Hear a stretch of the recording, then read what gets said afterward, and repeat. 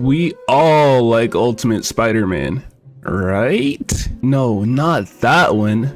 That one. I know that seems to be a hot take in the Spider-Man community, but honestly, I never disliked this show, and I'm tired of pretending just to fit in. Let's get some things out of the way. Is this a good adaptation of Spider-Man? No. Is this a faithful adaptation of the Ultimate Comics? No. But if you just give me a little bit of your time, I'm gonna go over why this show isn't as bad as you think, and also why it is kinda as bad as you think. The first thing you'll notice is that the animation is pretty good. I mean, compare it to other animated Spider-Man shows, and it's definitely a cut above the rest. Not to say it has the best animation ever, but we should give props where props are due. I'll be going over the first episode of season 1, so spoilers, I guess. This show, at least early on, is basically a series of one-shots, so you can practically pick out any episode and it'll be like a self-contained story. So I chose episode 1 because it's the most Spider-Man episode of all the ones to come. It's one of the few where he doesn't have a knockoff Teen Titans, and it gives us the most to work with when it comes to his character. Jumping straight into episode 1, it actually seems like a generic Spider-Man show in a good way. He's getting hate from J.J.J, he's talking about having to get a cake for May, hanging out with Harry, and all your friendly neighborhood Spider-Man stuff. Unfortunately, after that, the Disney Junior-y aspects immediately become apparent. If you're new to the Spider-Man experience, let me explain the whole Spidey sense thing. It's like an early warning system that kicks in whenever there's danger.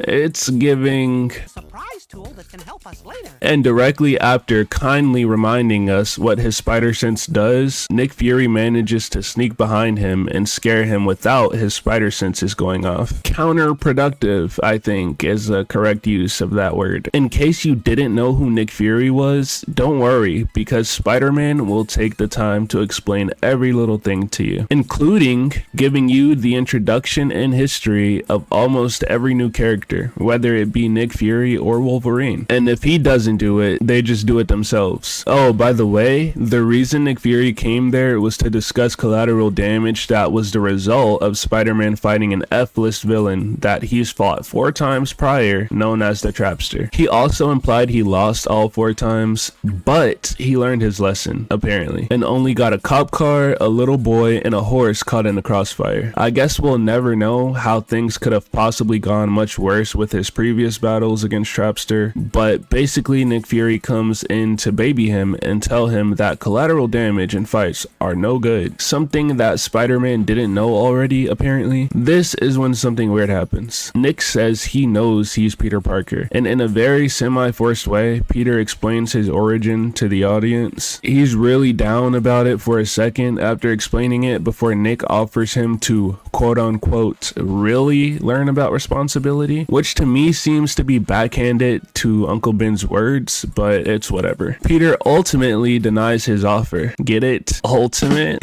LOL. By the way, that's the humor of the show more often than not, and totally not a joke I'd make on my own time. Turns out Norman was spying on them the whole time and wants to make an army of evil spider people. You haven't even been on the screen for 15 seconds yet. Calm down with all the evil stuff up front. He goes to school so we can meet some of the supporting cast like MJ, and she talks about how she wants to work for Jameson, and Harry, who just saw him on the side of the street one day in the rain and picked him up to be friends with him, or best friends forever, as Peter says. And we're introduced to Flash Thompson so that Peter can explain to us why he can't fight Flash back with his powers, since it'd go against what Uncle Ben taught him and blah blah blah. Common sense that didn't need to be explained. One of the main reasons this show turns a lot of people off. On to the main event of the episode. Peter's school gets attacked while he's there. Any school attack at all is a pretty serious topic, and it makes it all the more difficult since he's trapped inside and can't suit up. Didn't stop the Disney humor from kicking in though. We'll tear this place down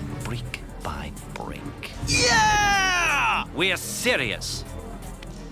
And of course, he goes through the evil team one by one, explaining who each one is. They threaten to destroy the school if Spider-Man doesn't turn himself in, since Trapster gained the knowledge that he attends that school before getting locked up. And don't worry, the funny moments are still there. Fortunately for you, they're not going anywhere anytime soon. Peter immediately puts all the attention onto himself by screaming, "Stop it," very loudly. And luckily for him, the bad guy sees him and goes, "Definitely not Spider-Man," word for word, but was willing to assume Spider-Man could have been an out-of-shape teacher or a lunch lady. Like, come on, sacrificing the story for unfunny jokes? And the more I'm talking about it, the more I have to admit that in terms of a Spider-Man show, this show is pretty buns. So of course, by putting himself in the spotlight, they attack him. He gets them to stop by screaming that he'll talk, and when he does talk, he yells, Listen up.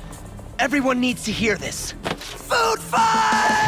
and the students begin throwing plates at the supervillains hard enough to knock them onto the ground. Way to raise the stakes and make us really fear for our hero. While apparently everyone is distracted, Peter crawls up a pole or whatever in plain sight and talks to himself aloud while slowly changing into Spider-Man. In plain sight, he finds a tracker on his armpit, and this is what makes him realize that he needs to learn more about responsibility. He stops them and uses Looney Tunes sound effects as he does it.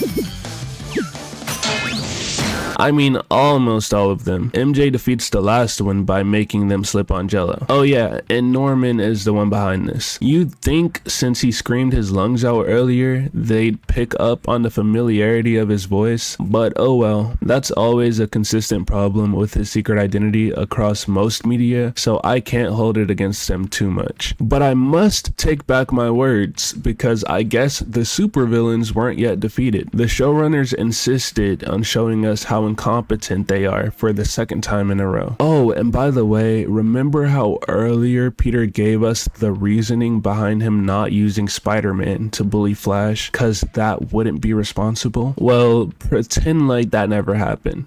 Flash Thompson, I'm your biggest fan. Let me help, bro. Definitely, bro. Wait for my signal. Jump out and we'll surround them. Remember, wait for my signal. Immature, I know. But it felt so good. And those lousy excuses for villains would have tried to fight him for a third time if cops weren't showing up, because they're quote unquote not getting paid to fight cops. Supervillains that are okay destroying a school in broad daylight and fighting Spider-Man until they can't anymore, but when cops join the fight, that's where they cross the line. Harry was literally the only person in the entire school to get injured during this attack, and Peter feels guilty for a little bit before remembering he bullied Flash and then starts smiling. Later that day, J.J.J starts giving the spiel about what happened at his school, and bruh, we see Aunt May for the first time, and she's smiling and chopping carrots with the news in the background. And when Peter shows up, she gives this forced sad face and asks if he was okay. Didn't drive to school to pick him up, wasn't worried sick like you'd expect, nothing. She also asked if he got the cake that Peter told us about at the start of the episode. Peter's school was attacked by supervillains, which would have been an easy way to explain himself out of the situation. But he didn't have to, since May was smart enough to realize that the cake was probably the least of his worries during all of that.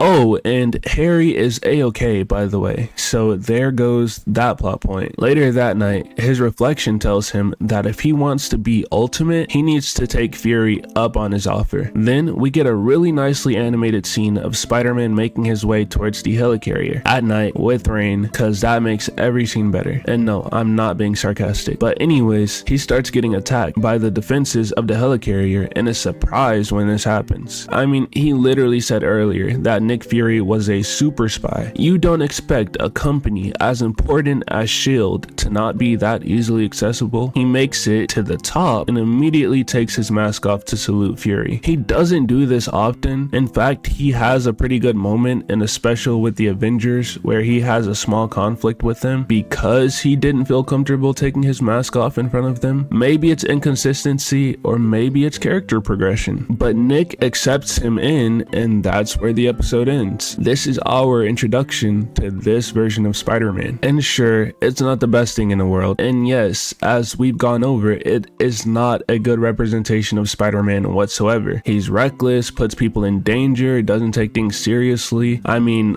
Uncle Ben's words don't really ring a bell for him. He even seems to disregard them at times to put Nick Fury on a pedestal. But is there a little bias since this was my childhood show? This is the show I grew up with? Yes, but I'd be lying if I said it wasn't a fun watch. It has its problems. If you're looking for a good, consistent Spider-Man story, you're not gonna get it here, even though this has like the longest runtime of any Spider-Man show. But if you want just to have some fun with something that involves Spider-Man, then I think you should watch it. I don't think you'll be disappointed if you don't go in expecting spectacular Spider-Man levels of writing. So yeah, if you like Spider-Man, give it a try. It's not that bad.